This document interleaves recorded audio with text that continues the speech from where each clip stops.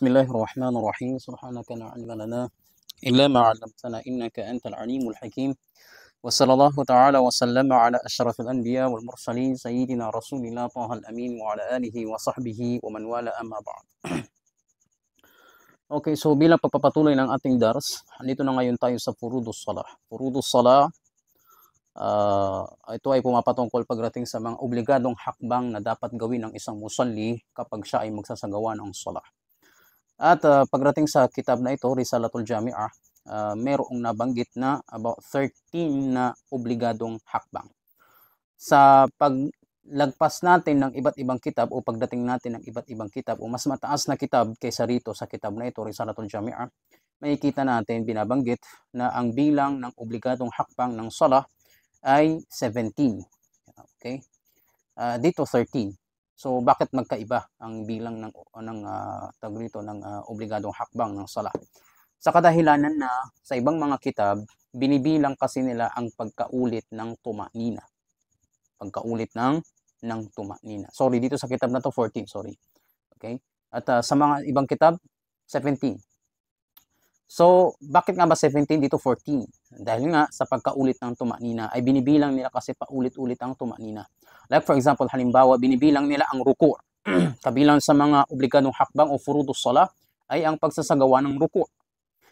Ngayon, kabilang sa mga obligadong hakbang din sa pagsasagawa ng ruku' ay ang tinatawag na tuma'nina. Ano nga ba ang tuma'nina? Ibig sabihin, ito yung paghinto.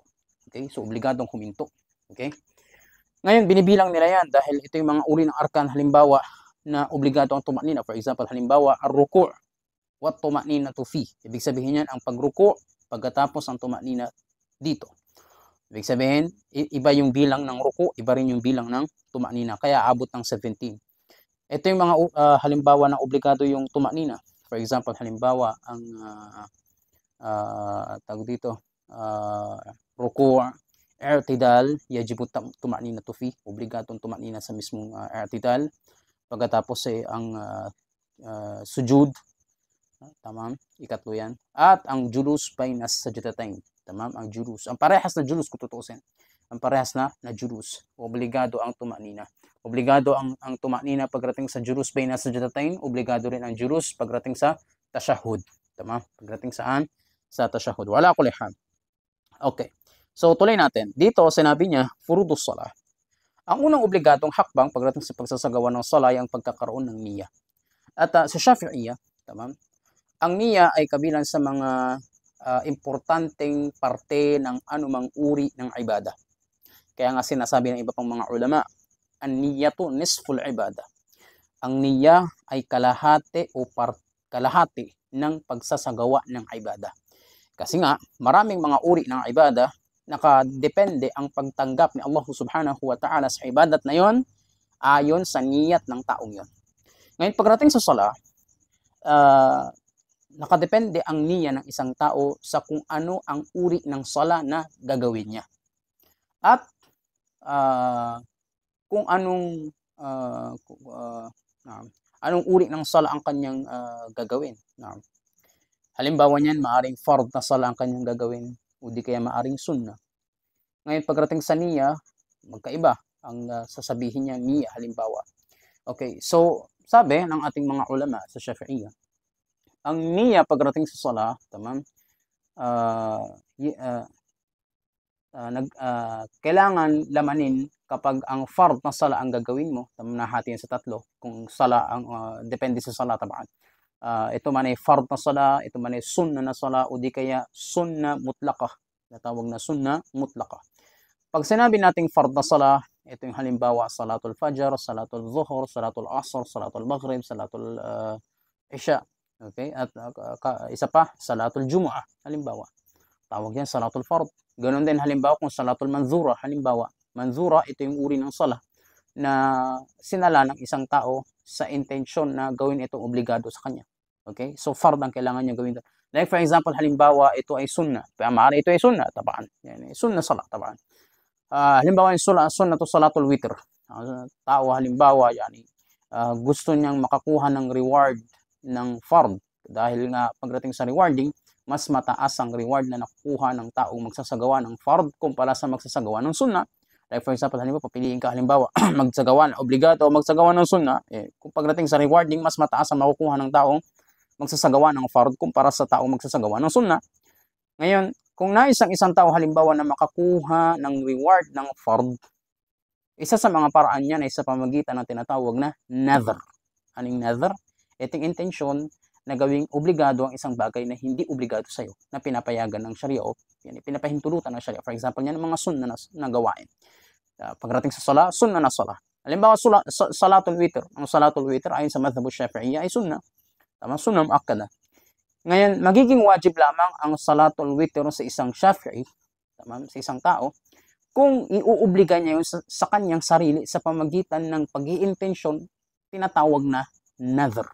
Kapag nag-nadhr ang isang tao na magsagawa ng salatul witr, ang salatul witr ngayon para sa kanya ay hindi na sunna, bagkus fard na, wajib na, obligado na sa kanyang gawin yun.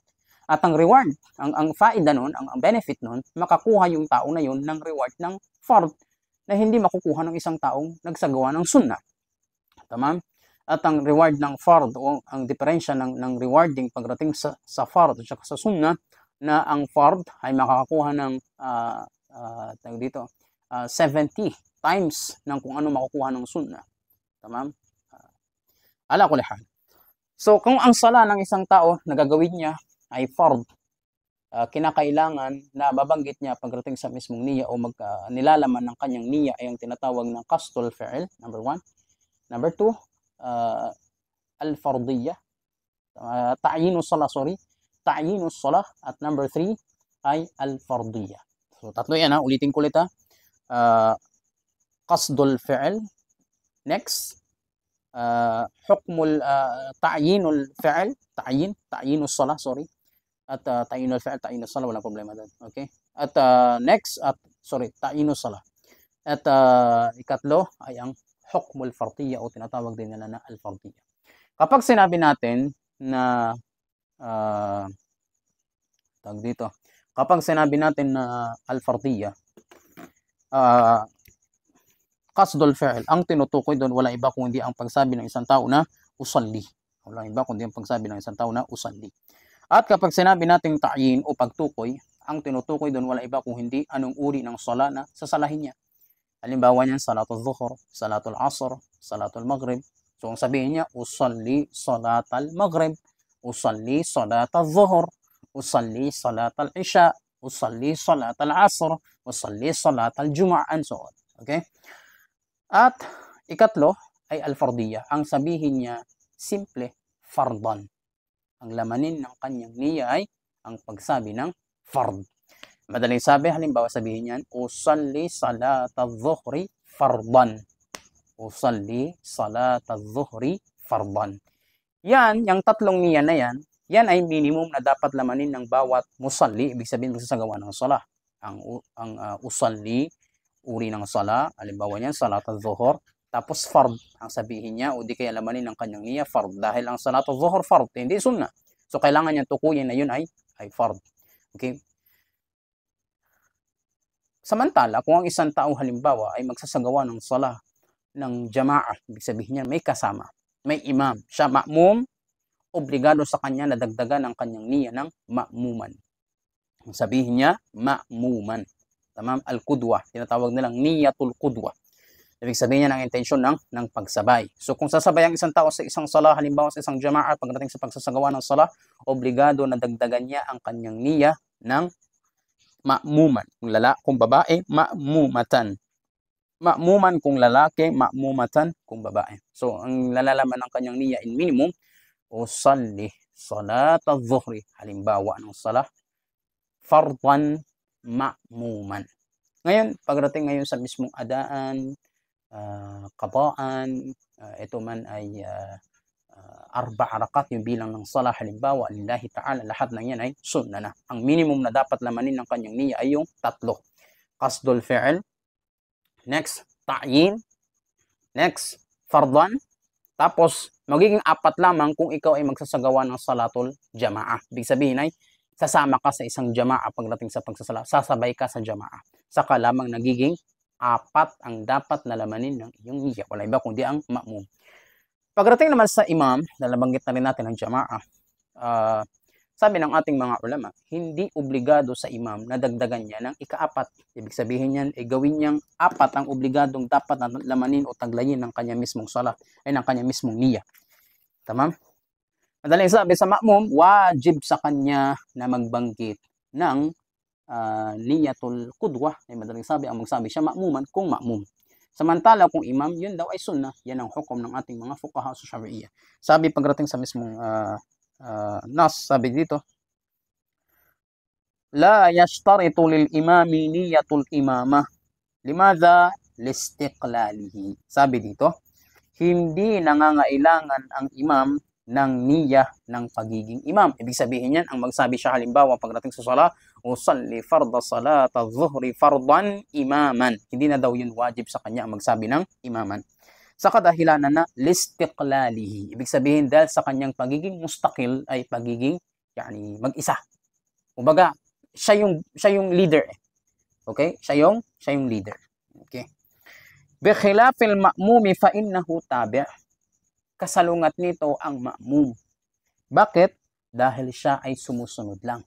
Kumpara doon sa mismong imam, sa kanya kasi binuo yung salah. Kumbaga siya yung nag-lead ng salah. Hindi niya kailangan magsabi ng imaman as imam. Tamam? Dahil siya yung nag-lead ng salah. Hindi katulad sa mismong ma'mum, dahil kapag pumasok ka sa jamaah, tamam, at ikaw ay ma'mum, susunod ka lang, dapat magniya ka ng connection. Na ikaw, iko-connecta mo yung sala mo, hindi ka magsasala ng mag-isa, hindi ka magsasala ng munfarid, bagkus ikaw ay magsasala ng salatul jama'a, ay sabihin sa kasabay na, congregational na sala. So, anong hukom nun? Obligado sa iyo na magsabi o lamanin ng iyong niya ang salitang ma'muman o di kaya ang ma'muman. Okay? So, yan, pagdating sa niyatul fard. Ano yun? Ulitin ko. Pag niyatul fard, obligado na lamanin ng kanyang niya ay tatlo. Ang qasdul fi'l, wala iba kundi sabihin mo usalli. Ang ta'yin, anong uri ng salat, salatul dhuhr, salatul asr, salatul isha, and so on. At ang fardan, ang hukmul fardiyya, ibig sabihin yan ang pagsabi mo ng fard. At kapag ikaw ay ma'mum, obligado siya na dagdagan yan kaya magiging apat, ma'muman. Hindi katulad kapag imam, hindi na obligado na sabihin mong imaman. Tama? Pagkusunna na lang yun. Bakit? Listiqlalihi. Dahil sa kanyang pagiging mustaqil. Anong mustaqil? Ay mag-isa. Siya kasi namumuno. Sa kanya binuo yung sala. Sa kanya kinonekta yung sala. Tama? Siya yung parang saksakan eh. Hindi, yung mga ma'mum, kukonekta sa kanya ng sala. Nagsasabay sila. Ala kulihal, kaya nga siya yung mauna eh. Diba? Ang ma'mum hindi pwedeng mauna sa imam. Kasi bakit? Dahil ikaw tabi, susunod ka lang. Yung imam, siya yung susundan. Kaya hindi niya na kailangan magbiyan ng imama. Ayon yan sa madhhabu Shafi'iyya. Isa pa, dagdag pa, bilang faida dito. Sabi, nagiging obligado lamang sa imam na magdagdag pagdating sa niyat ng pagiging imam nang sabihin niyang imaman sa apat na uri ng salah. Ito ay faida, ha? Labas ito sa mismong binabanggit natin sa kitab.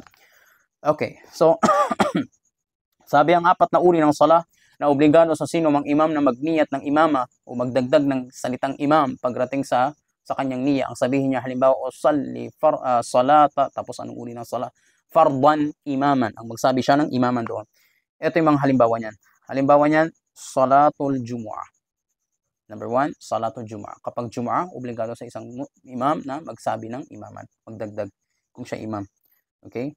At next, salatul mu'ada. Salatul mu'ada, ito yung inulit na salat.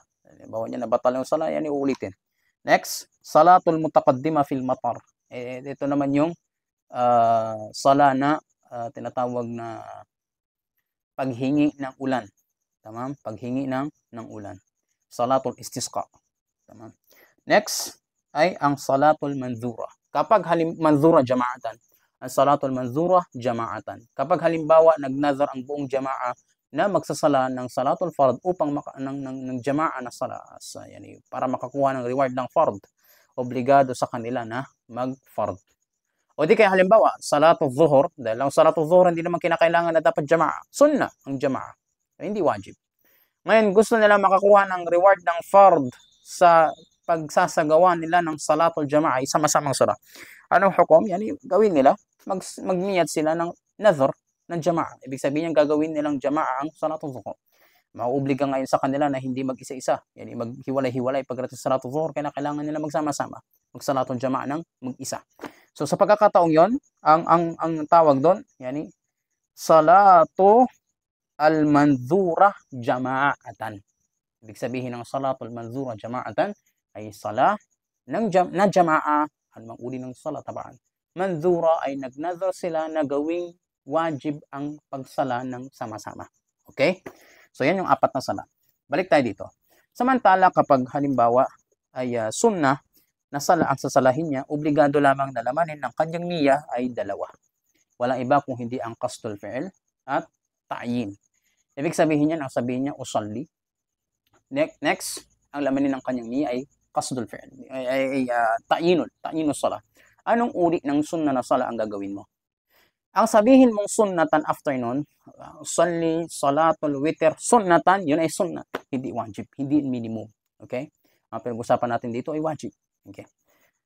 Samantala, kung ikaw halimbawa ay papasok din sa jama'a, for example, halimbawa niya, salatul tarawih. Ang salatul tarawih ay, yani, sunnah.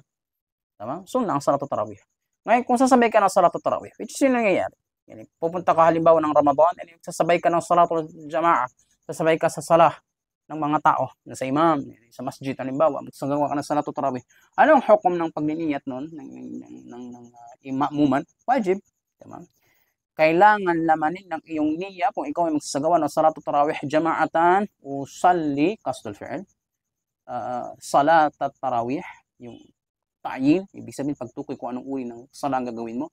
Ma'muman, ay ibig sabihin yan, tabi', sasabay. Okay? So, magiging tatlo kung ikaw ay magsasagawa ng sunnah na jama'a. Okay. Samantala, ikatlong uri ng salah, tinatawag na sunnah mutlaqah. Sunnah mutlaqah, ito yung uri ng salah na walang tukoy na dahilan kung bakit ka magsasagawa ng salah. Yani, hindi siya nakabase sa oras. Halimbawa niyan, salatul duha. Ang salatul duha ay uri ng sunnah na nakabase sa oras. Wala iba kundi sa oras ng duha. Yani, umaga. Okay? Unang umaga. Unang parte ng umaga. Duha. Yung oras after ng ishraq, tawag itong duha. Yung oras kung kailan hindi pa mataas ang araw. Parang halimbawa niyan, alas 8, halimbawa, alas 7, alas 8, alas 9, pwede sabihin natin ganyan. Hindi pa ganun kataas ang araw, hindi pa ganun kainit ang araw. Sa mga pagkakataon yan, ang oras na yan, tinatawag nila in Arab na waqtud duha. Tinatawag nila ay oras ng duha. So kapag ang salatul mutlaqah, hindi siya nakabase sa oras. Wala siyang tinutukoy na oras. Hindi rin siya nakabase sa asbab. Hindi siya nakaayon sa asbab. Then yung asbab na hinahati nila sa dalawa, mutaqaddim wa mutaakhir. Sabab mutaqaddim wa sabab mutaakhir. Pag sinabi natin sabab mutaqaddim, ibig sabihin yan ay ang magsasala ka, then saka mo gagawin yung gawain. Like for example, halimbawa niyan, ang salatu al-istikhara.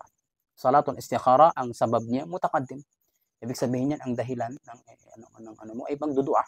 So anong gagawin mo? Magsala ka muna ng salatul istikhara, saka ka magdudua.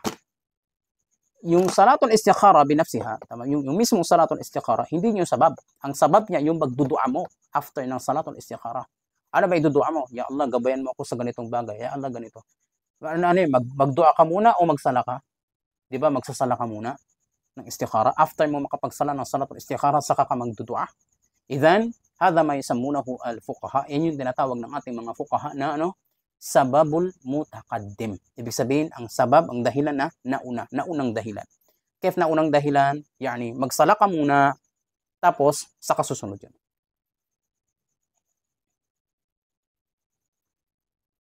Sorry, baliktad.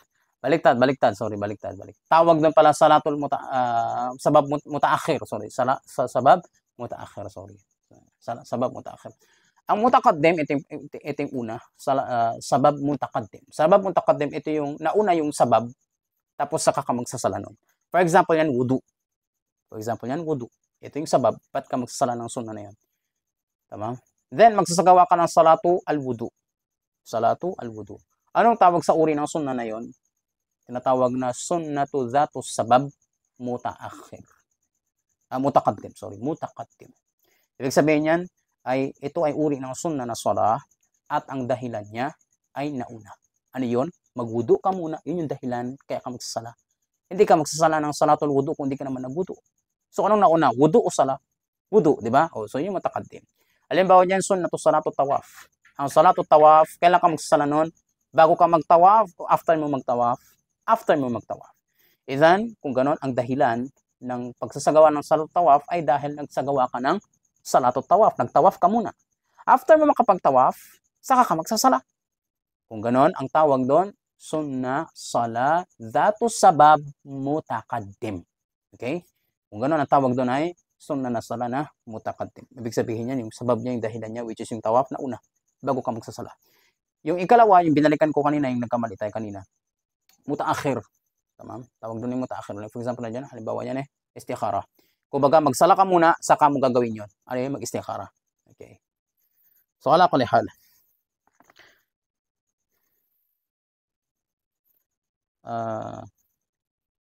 Balik tayo doon. Ikatlong uri uri ng salah. Yung tinatawag nilang sunnah mutlaqah. Ang sunnah mutlaqah, hindi siya nakaayon sa oras. Like, for example, duha, halimbawa niyan. Hindi rin siya, wala din siyang tukoy na dahilan. Hindi mutaqaddim, hindi mutaakhir, hindi na unang sabab, hindi rin na huling sabab. Salah, mutlaqah. Ibig sabihin ng mutlaqah in general. Like, for example, gusto ko lang magsala. Walang tukoy na ganito. Pwede ba yun? Yes, may ganun. Yung mga tabi'in, for example, halimbawa, Al-Imam Ali Zain al-Abidin, rahimahullah tabaraka wa ta'ala, na nagsasagawa daw ng sala ng 1,000 na raka'ah per day. Ano ibig sabihin nun? Yan, anong uri ng sala yun? Tawag doon sa sala na yun, sunnah mutlaqah. Usalli lillah. Ako ay magsasagawa ng sala para kay Allah. Na isang tao halimbawa na gamitin yung oras sa pagsasagawa ng sala. Harap sa kibla na mayroong wudu, tamam? Satir al-aura. Natakpan ng kanya mismong aura, malinis siya, and so on, nakompleto niya ang surut ng sala, haharap siya sa mismong kibla, sa direksyon ng kibla, magsasagawa siya ng sala para kay Allah. Hindi salatul duha, hindi anumang uri ng sunnah, hindi kung anumang uri ng sala, la. Free siya, tama? Free siya. At ang sunnah al-mutlaqah, syempre may mga oras kung kailan pinagbabawal na magsagawa ng sunnah na yan. Tama? Halimbawa niyan kapag kapag sumisikat ang araw. Kapag sumisikat ang araw, yahrum, haram, na magsagawa ng sunnah mutlaqah. Ito yung mga uri ng sunnah na bawal salahin sa ganong oras. Next, ganun din kapag tanghaling tapat, zawal. Tama? Kapag zawal, okay? Ibig sabihin tanghaling tapat. Yung napakainit na, bago pa mag-zuhur, okay? Bago pa mag-zuhur. Anong hukom nun? Haram. Bawal ka mag-sunnah ng sunnah mutlaqah sa pagkakataong yan. Sabi ng ating mga fuqaha, maliban na lamang sa araw ng Biyernes, sa kadahilanan na ang araw ng Biyernes ay ukhtussat bil ibadah. Ang araw ng Biyernes ay khas, special pagdating sa pagsasagawa ng ibadah. So kung pagbabawalan mo yung salatu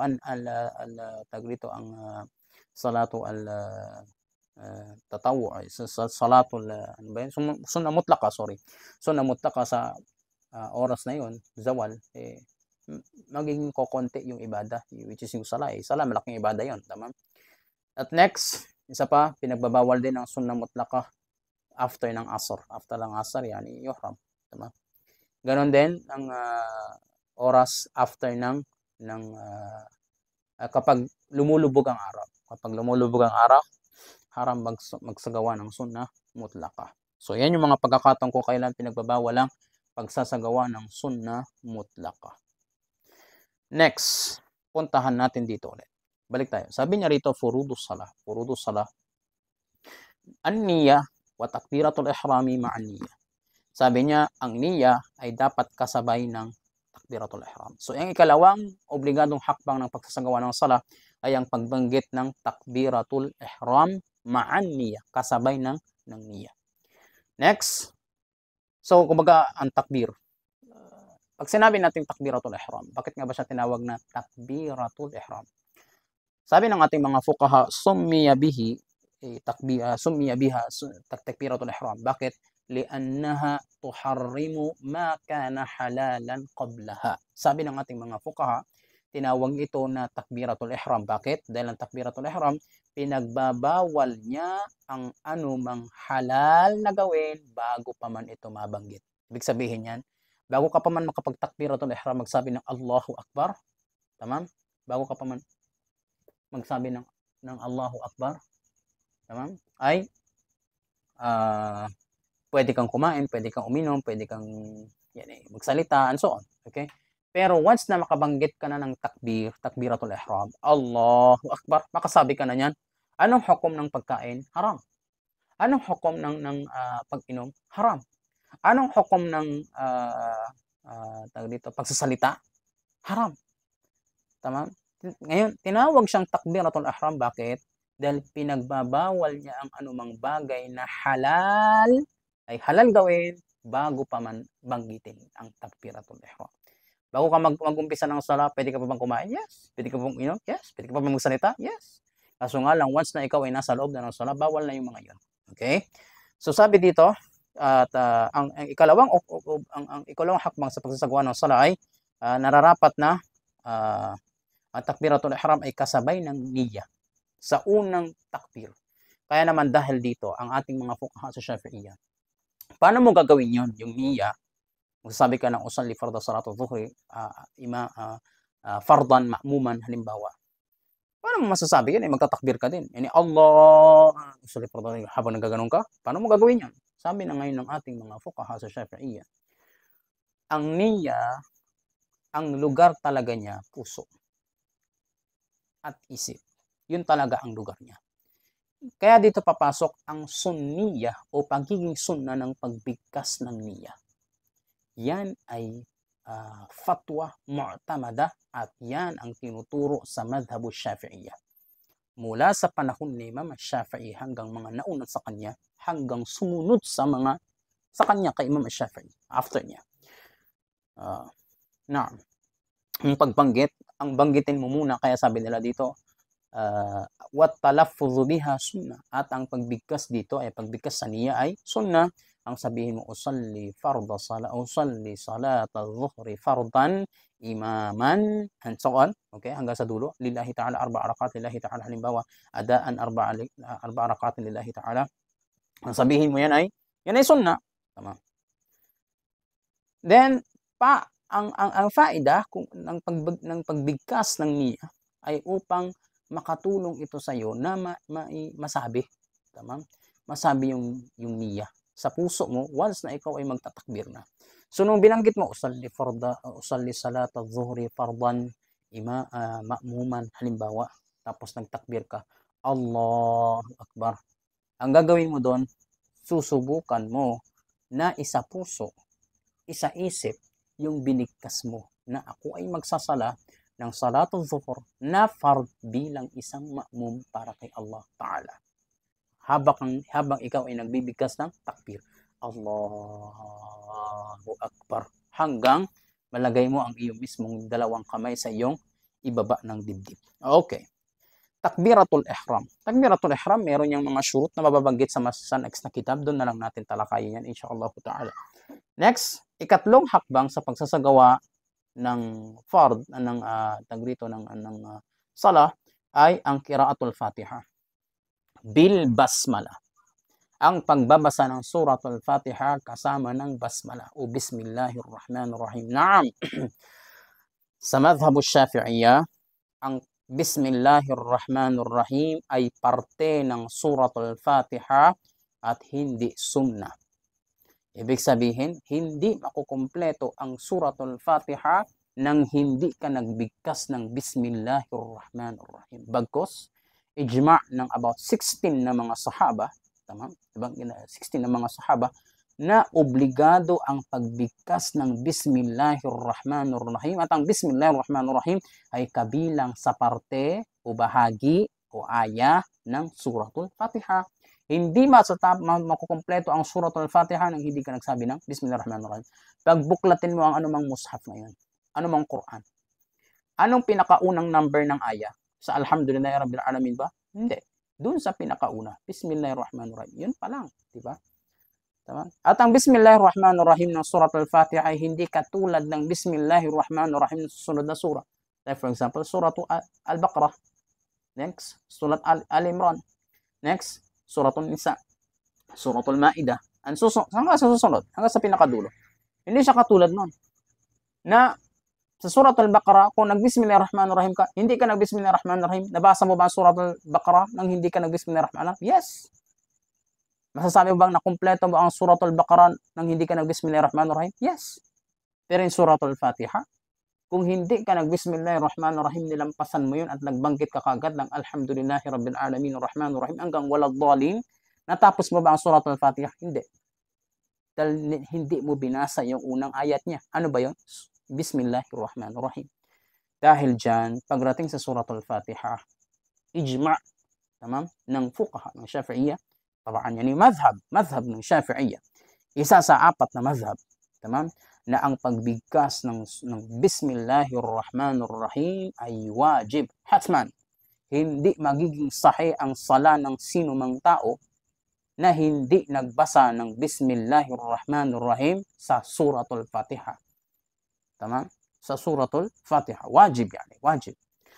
Wa ala kulli hal, ang Suratul Fatiha, kabilang sa mga syurut niya, syempre, kinakailangan mabigkas mo ng tama ang mga tashdidat, ang mga tashdid. Ibig sabihin ng tashdidat o tashdid, yung mga shadda. At merong 14 na mga shadda. Kaya sabi niya dito, wa qira'atul Fatihati bil basmala. Ibig sabihin kasama ng basmala. Wat tashdidatil arba'a asyara. Ibig sabihin niyan, at kasama ng pagbigkas mo ng Bismillahirrahmanirrahim, ang mabigkas ng tama ang tashdidat, ang mga shadda. Wala iba kundi yung 14 na mga shadda. Ano nga ba yung mga 14 na mga shadda na yan? Ay, ang unang shadda ay doon sa mismong lafzul jalala, Allah, sa Bismillah. Tama? Bismillah. Kabilang sa mga khata ng ibang mga mubtadiin, ibig sabihin yan, yung mga baguhan, pagdating sa pagbabasa, no? Ang lafzul jalala, ang basa sa kanya, kung siya lang ay munfarid, ibig sabihin mag-isa mo lang siyang babasahin, ang basa sa kanya, Allah, hindi Allah. Allah. Ngayon, kung siya ay merong nauna sa kanyang kalima, merong nauna sa kanyang salita, like for example, halimbawa dito, bismi, tama? Nauna sa kanyang salita, harful jar, at saka salitang ism. Ngayon, nakadepende ang pagbigkas ng lafzul jalala sa hulian na haraka ng naunang salita sa kanya. Halimbawa niya ng ismi, sa bismi, tama. Anong haraka nun? Kasra. Diba? Ngayon, kung ang nauna sa kanya ay kasra, obligado na ang pagbasa sa lafzul jalala Allah ay muraqqaq. Mababa, dali sabi. Paano yun? Ay bismillah, hindi bismillah. Hada khata, yan ay mali. Ang tama, bismillah, la, hindi Allah. Samantala, kapag ang naunang haraka sa lafzul jalala sa dulo ng isang salita ay fatha o di kaya dhamma, obligado na ang pagbasa sa mismong lafzul jalala ay Allah. Tamam? Ay Allah. For example yan, innallaha. Yung salitang inna, ang huling haraka niya, fatha. Kasunod nun, lafzul jalala Allah. Sa pagkakataon, obligado na bigkasin ang lafzul jalala ng mufakham. Buo. Allah. Kaya ang basa, innallaha. Okay? Wa ala kulli hal. So, ang pinakaunang tashdid, shadda, pagdating sa Suratul Fatiha ay ang dun sa mismong lafzul jalala Allah. Bismillah. Tama? Basa sa kanya, Bismillah. Next, Ar-Rahman, number 2. Ar-Rahim, number 3. Alhamdulillah, dun sa lafzul jalala ulit, pagkatapos ng salitang alhamdu. Number 4 yan. Alhamdulillah, Rabbil Alamin. Salitang Rabb, number 5. Kailangan mabigkas mo ng tama, o maayos, malinaw yung pagbigkas mo ng shadda. Rabbil Alamin. Next. Rabbil Alamin. Ar-Rahman, Ar-Rahim. 6-7. Maliki Yawmiddin. Sa salitang ad-din. Number 8. Dapat mabigkas mo yun. Yung ad-din, ang malinaw. Okay? Yung shadda doon. Ad-din. Maliki Yawmiddin. Hindi pwedeng sabihin mong Maliki Yawmiddin. Midin. Hada khata. Walang ganun. Middin. Tamam. Maliki Yawmid. Mid. Dapat yun musyaddad. Yun, nakasyaddad. Tamam. Hindi katulad ng ginagawa ng ibang mga awam, halimbawa, o di kaya mubtadiin pagdating sa pagbabasa ng surat al-Fatiha, nahihirapan sila mabigkas. Yung basa ngayon nila tuloy ay Maliki Yawmiddin. Midin, walang ganon. Middin ang meron. Okay? So, kailangan mabasa niya yun. Pang ilan na yan? Pang number 8. Maliki Yawmiddin. Next, Iyaka. Iyaka. Yung una, tama? Iyaka. Tama? Iyaka na'budu. Iyaka. Iyaka. Number 9. Next, Iyaka na'budu wa iyaka. Yung pangalawang iyaka, nandun ulit may syadda. Iyaka. At hindi hindi naman persado dahil ang letrang ya ay layina. Tamam, yan ay malambot. At hindi siya kabilang sa mga hard na soft na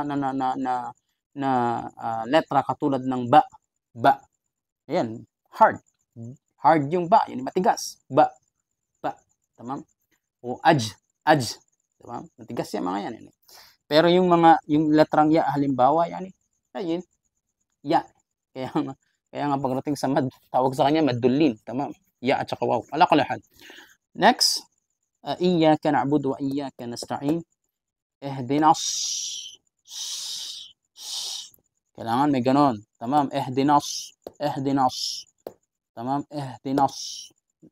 Pang-ilan na yan? Number 11. Ihdinas. Siratal mustaqim. Siratal ladhina. Al-ladhina. Tamam? Number 11. صراط الذين أنعمت عليهم غير المغضوب عليهم ولا الضالين. 12-13. Meron tayong nalagpasan na bilang na nabanggit na natin. Ala kulli hal, kayo na lang ang magbilang yan. Pero yung mga yan, yung mga may syadda. Okay. Madali mo lang naman din makuha yan basta tignan mo yung suratul Fatiha. Wala kulli hal, iwan ko na yan sa inyo. Tapos sabi din dito ng musannif rahimahullah, wa ikhrajud dad min adh-dha. At ihiwalay ang dad sa dha. Walaysa fil Fatihati dha'un, dahil wala sa suratul Fatiha na dha. Ay kabilang sa mga mahalagang bagay na dapat bigyan ng pagtuunan ng pansin ng isang qari ng suratul Fatiha, na kapag magbigkas siya ng walad dhalin ay nasa tamang makhraj. Ibig sabihin sa tamang labasan niya. At ang labasan ng letrang dad ay either nasa kanan o di kaya nasa kaliwang parte ng kanyang, yani yung ngipin sa gilid, tama? Sa pagitan ng taas at ng baba, either sa kanan, dad, o di kaya sa kaliwa, dad. Walaw. At habang ang makhraj ng letrang dha ay sa harapan niya, bayna thanaya al-ulya was sufla, ibig sabihin niyan sa pangtaas ng ngipin at saka sa pangbabang ngipin at saka ng tulo ng dila niya. Va. Hindi mo pwedeng sabihin doon pagdating sa pagbasa o pagbigkas, sabihin niya halimbawa, a'udhu billah. Tamam? Ang sabihin niya halimbawa, ghayril maghdubi alaihim waladh-dha. Hada. Yan ay dha. Hindi dad. Ang dad dito. At ang letrang dad, gaya na sinabi ng ating mga ulama ng Qurra, ang pinakamahirap na letra na bigkasin ay ang letrang dad. Ayon pa sa ating mga ulama ng qiraah na ang letrang dad ang pinaka-perpekto, walang naka-perpekto sa pagbigkas ng letrang dad maliban na lamang daw kay Rasulullah sallallahu alaihi wasallam. Siya daw ang may perpekto o naka-perpektong makapagbigkas ng letrang dad mula sa kanya mismong makhraj. Kabilang pa sa mga nakapagbigkas ng letrang dad ng perpekto, walang iba kundi si Sayyiduna Umar bin al-Khattab radiyallahu anhu. Tamam? Wa ala kulli hal. So, walaysa fil Fatihati dha'un. At pagdating sa suratul Fatiha ay walang letrang dha. Okay. Kabilang sa mga letra na wala, kumbaga wala sa mismong wala sa mismong suratul Fatiha ay ang mga sumusunod na mga letra. Ito yung mga letra na wala sa suratul Fatiha, hindi na gamit doon.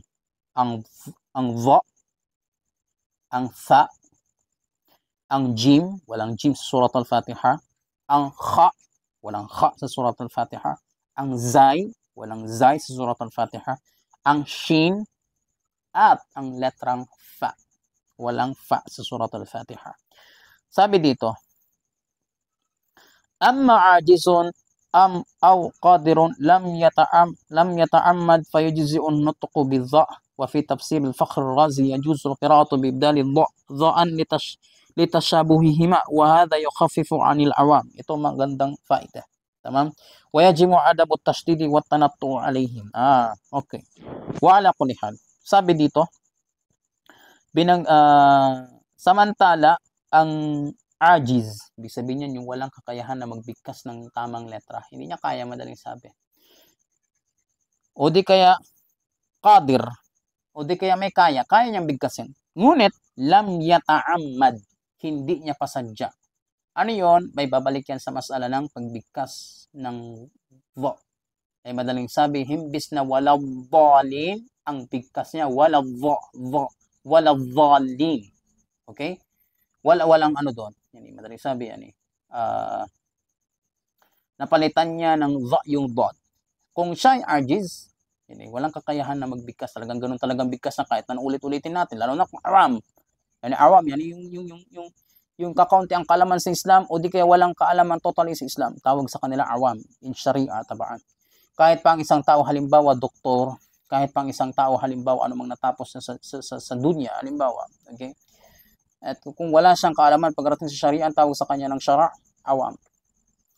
Tamam? Wala kulli hal. Sabi dito, kung hindi naman pasadya ng isang qadir, ibig sabihin ng kaya magbigkas. Nabigkas niya ng dha kapalit ng dod. Sabi ay pinapalampas na daw yun sa kanya. Binanggit pa ni Imam Fakhr al-Razi sa kanyang tafsir al-Khazin. Tamam, ni Imam al-Fakhr al-Razi. Sabi, yajuzul qira'ah, pinapayagan ng pagbabasa kapalit ng dod ng dha litashabuhihima, dahil sa pagiging parehas daw nito. Wa hadha yukhaffifu 'anil awam, at ito ay maaring maging takhfif, ay pagpapagaan. Saan? Sa mga awam. Kasi nga, pag sinabing awam ang isang tao, hindi disgrace sa kanya. Bagkus kung tutusin nga, ang daming mabababang hukom para sa awam na hindi katulad sa alim. Kapag ang isang tao halimbawa alim as-salah, alim fi as-salah, yani madaling sabi marunong, maalam pagdating sa salah. Pag nagkamali ka, ulitin mo yung salah. Hindi katulad ng awam. Ang awam, pag nagkamali sa salah, sa pagbigkas o sa ganito o sa ganyan, maaaring palampasin siya. Ganon din pagdating saan? Sa saum. Ganon din pagdating sa iba't ibang mga ahkam na dadaanan natin. Pero yung alim, pag ikaw nagkamali ka, walang anong patawad doon yan? Alam mo yung ahkam yan. Tama? Maliban na lang kung yan, sabihin natin halimbawa, hindi mo pasadyaan so on, gano'n. Pero yung awam, hindi siya, pag tinawag na ang isang tao awam, hindi yung disgrace sa kanya. Okay? Hindi yung pagbababa ng puri sa isang tao. Bagkus kung tutuusin pa nga, mas magaan ang hukom sa kanya kasi awam siya. Tama? Mas magaan yung hukom sa kanya kasi awam siya. Wala kulli hal. Nung kumukuha din tayo ng student license nun, sinasabi nila bago tayo kumuha ng pro pagdating sa mismong lisensya, sabi nila kung hindi ka naman magdadrive ng public vehicle, wala ka namang plano magpasada, mas mainam na sa'yo yung okay na sa'yo yung kumuha ka ng non-pro kahit hindi ka na kumuha ng pro, ng professional. Tama, sa kadahilanan na mas mababa daw ang mismong magiging hukom kung ang violation kung ikaw ay non-pro kumpara sa ikaw ay professional driver na. Kumbaga, yung lisensya mo na hawak mo, professional driver. Wala ko lihal. Kani, ang awam, mas mababa ang hukom sa kanila kumpara saan? Sa isang alim. Mas mahigpit ang hukom ng Sharia sa isang alim kumpara sa isang awam. Wala ko lihal. طيب, sabi pa, وَيَجِبُ عَدَمُ التَّشْدِيدِ وَالتَّنَطُّ عَلَيْهِمْ كَمَا قَالَ فِي بُغْيَةِ الْمُسْتَرْشِدِينَ. Sabi dito, at obligado ang hindi magtashdid, ibig sabihin yung sobra-sobra naman. Lalo na kapag awam ang tinuturuan. Yung mga matatanda na bulol na, o di kaya halimbawa niyan, matigas na ang dila, bagong pasok sa Islam, hindi na talaga. Pero subukan. Pag wala na talaga, at talagang ilang taon na ganun talaga, kalas, pinapalampas na yun. Pero pagdating sa pag-iimam, dapat ang mag-iimam, yan yung alim. Alam niya, tamang pagbigkas. Madaling sabi, kapag ang isang tao, halimbawa, nahihirapan pagdating sa pagbigkas ng mga tamang letra, o di kaya wala sa tajwid, wala sa tartil ang kanyang pagbabasa, hindi pwedeng siya yung mag-imam. Tama? Dapat ang mag-imam yung maayos ang kanyang pagbabasa. At the same time, alam niyang ahkam ng salah. Kasi siya yung magdadala ng salah. Okay? So, diyan natin tapusin ang ating dars pagdating saan sa mga nauna natin. Sallallahu ala sayyidina Muhammad wa ala alihi wa sahbihi wa sallam. Wallahu a'lam.